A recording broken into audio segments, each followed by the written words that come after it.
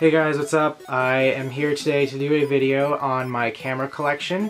This is kind of something different than what I've really done in the past on my channel, but I love photography and I've never discussed it here, and I really want to get into the photography community on YouTube and just in general kind of get my stuff out there more and be more involved with it. And the cameras that I'm going to show today are my instant and lomography cameras. That's like my favorite type of photography. It's what I've really gotten into, and it's what I'm kind of pretty good at. So these are all of like my Lomo and instant cameras that I have. Basically, I'm just going to do this in order of how I obtained the camera is I think how this video is kind of going to go. So the first camera is this Polaroid 300. This obviously looks a bit different than your typical Polaroid 300.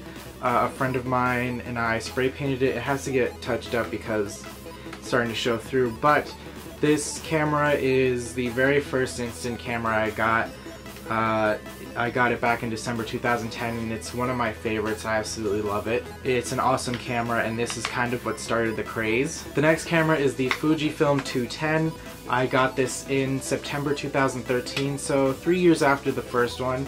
It's in really rough shape. It's fallen a few times and this takes like a wider frame Polaroid or instant shot as opposed to the 300, which takes a thin frame shot. The Polaroid 300, the Fujifilm 300, is also a wide frame camera as well. So now these next cameras are actually just bought last year, so August 2014. These are now film cameras. They're all 35mm film cameras, and I purchased them from a mix of places. So the first one is the Holda pinhole camera. It's the Holda 135 PC. This is your typical film camera. There's 35mm film inside of here. I got this new from the Lomography website, and these cameras are super lightweight and they're really cool though. They're really fun to use. The next one I got pre-owned off of eBay for really cheap. You can find them pre-owned really cheap. This is the Lomography Fisheye 2.0 camera. I got it in the standard black with silver detailing on it. This is a really cool camera. I love fisheye effects and it's been fun to use this one. The only difference between the Fisheye 2.0 and the regular fisheye is just the top attachment, which is just like a little viewfinder that gives you an idea of what your pictures are going to come out like. This last film camera is definitely my favorite film camera that I own. It is the Lomography Sardina. I got it in the Wally watcher print, so there's like little it's like a Where's Waldo pattern all over the camera. This is amazing. It's so cool. It's slightly wide angled in the lens, but just the colors and the effects you get from this camera are absolutely amazing. So this next camera was actually like a really impulse purchase. I saw it in this camera shop that's by me out in Boston, and they develop film, so I was in there to develop film and I happened to see this on the shelf and I just instantly knew I was going to end up with it. So this camera is the Polaroid 600 OneStep close-up. It is the one that they sell through the Impossible Project. I don't know if they sell the close-up one though, but this is not a refurbished one. It's just I bought it in under the terms that it was still working, not refurbished though. So the pictures come out here and there, but this camera was substantially cheaper just buying it used as opposed to refurbished. This is only about 40 bucks and they take some really cool pictures, and this has like your original really big square instant Polaroid shots. And right after I got that camera, it was when I spray painted the Polaroid 300, and it was so cool. Everyone thought it was really cool to see the outcome of that camera. But I definitely, like, as soon as it started to rub and the spray paint started to come off, I definitely like panicked and was like, I don't like using this camera at all.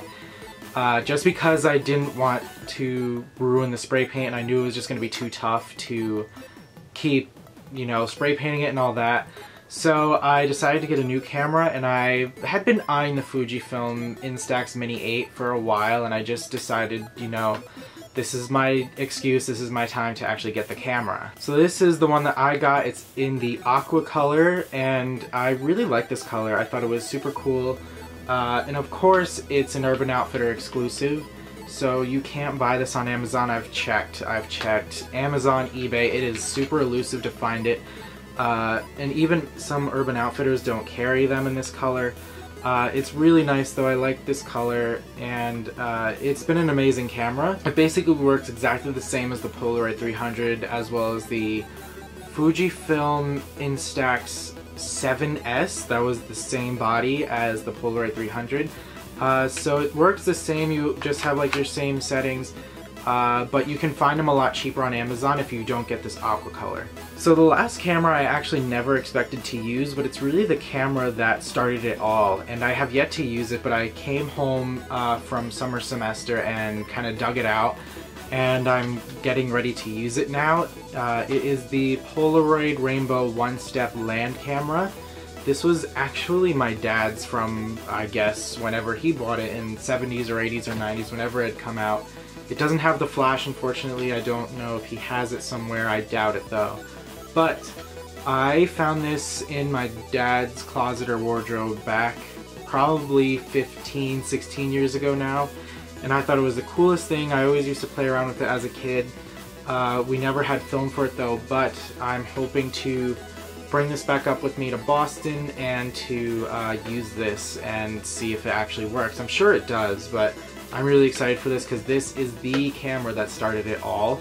It's like, this was my very first exposure to instant photography. So that was it for this collection. It's not a lot of cameras, but I mean, it's kind of hard. They do get a bit pricey when you get into like lomography and film cameras, especially the really old ones like the SX70 and the land cameras and the 600. They get a bit pricey for film and stuff like that. And even the lomography, like the toy cameras, they're cheap. They're pretty cheap. Like this one I got for, I think the Sardina is like 60 bucks, but you have to buy film and you also have to develop it, and the process of developing your film can cost a lot of money. So it might not look like much, but it's a lot of money in the long run just because you have to spend money on film and stuff like that. But I hope this video kind of caught someone's eye if they liked a camera on here, if they if somebody has a question on one of these cameras or any kind of recommendations for me to do with them, please let me know below. I would love to do some videos on them. So I think that just about does it for this video, you guys. I will be having more videos up on these cameras in the future. Next month I move into my apartment in Boston, so I will have a better place to film. I will have a more professional setup, I guess you could say, hopefully. But yeah, I'll have more videos soon. Thank you guys for watching. Let me know if y'all have any questions, and I hope to see you guys soon.